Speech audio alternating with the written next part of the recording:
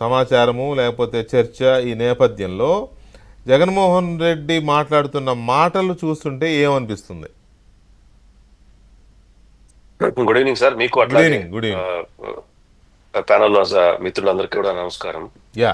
ఇప్పుడు చాలా రోజుల నుంచి కూడా ఒక భావన ఏముందంటే కార్యకర్తల్లో కానివ్వండి, లేకపోతే సామాన్య ప్రజల్లో జగన్మోహన్ రెడ్డి చేసిన అరాచకాలు అన్ని కాదు, ఈయనకు ఎన్ని రోజులు ఎందుకు కూటమి ప్రభుత్వం వేచి చూసింది అనడానికి చాలా మంది అనుకున్నారు. చాలా మంది ఆ డిస్కషన్ ఉంది. ఏబిఎన్ లో కానీ డిఫరెంట్ ఛానల్స్ లో కానీ డిస్కషన్లు చాలా జరిగాయి కూడా. కార్యకర్తలు ప్రజలు కోరుకుంటున్నారన్న విషయం మీద. ఎందుకు లేట్ అయిందంటే ఈ పూట కోసమే ఈ సంవత్సరం దాదాపు 11 నెలలు హోంవర్క్ చేసింది గవర్నమెంట్.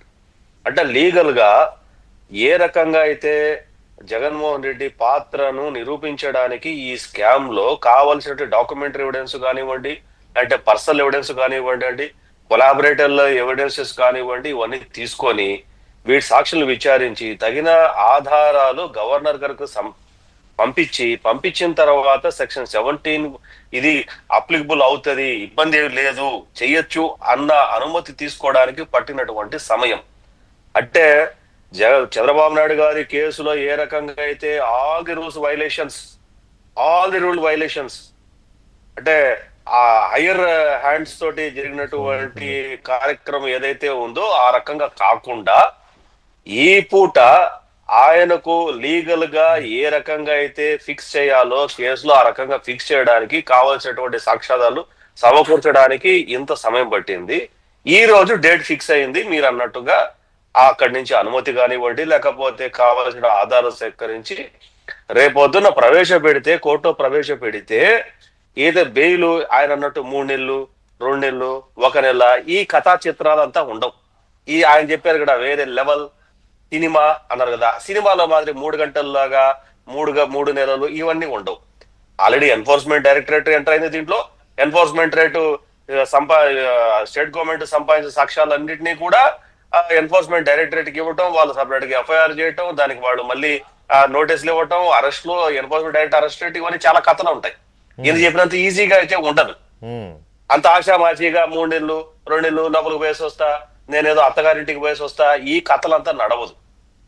సో దీంతో పాటు ఇంకెన్ని కేసులు వెనకల కాల్చుకొని ఉన్నాయి అంటే మీకు తెలుసు, నాకు తెలుసు.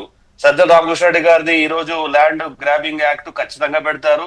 అవసరమైతే గుండా షీట్ ఓపెన్ చేస్తారు ఆయన మీద. ఎందుకంటే ల్యాండ్ గ్రాబింగ్ అటవీ శాఖ భూమి, ఆ అటవీ యాక్టే అప్లికబుల్ అవుతుంది.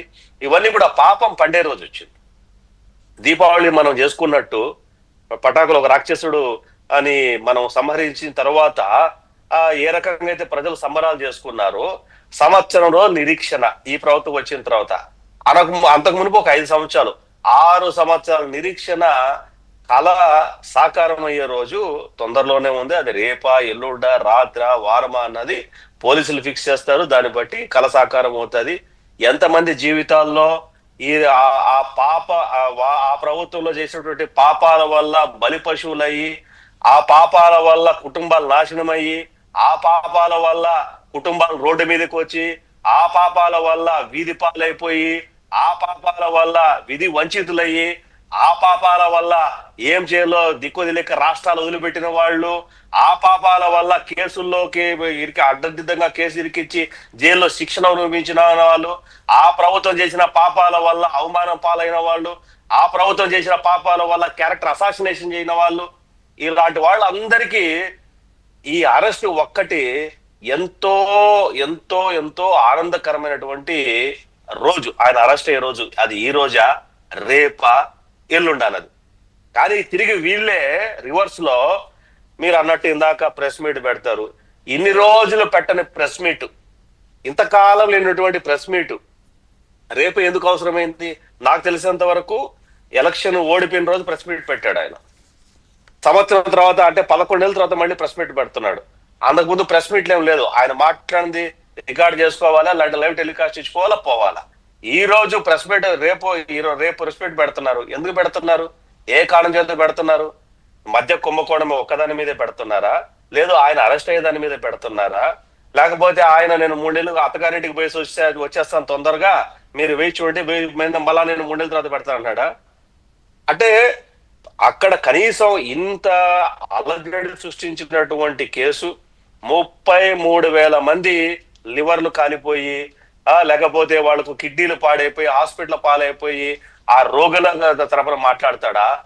లేకపోతే మద్యం దొరక్క శానిటైజర్ తాగి నెల్లూరు జిల్లాలో, ప్రకాశం జిల్లాలో 32 మంది చచ్చిపోయిన దాని గురించి మాట్లాడతాడా? మదనపల్లిలో ఒక దళిత యువకుడు ఈ మద్యం బాగలేదు, క్వాలిటీ బాగలేదు, మద్యం అంటారా అన్న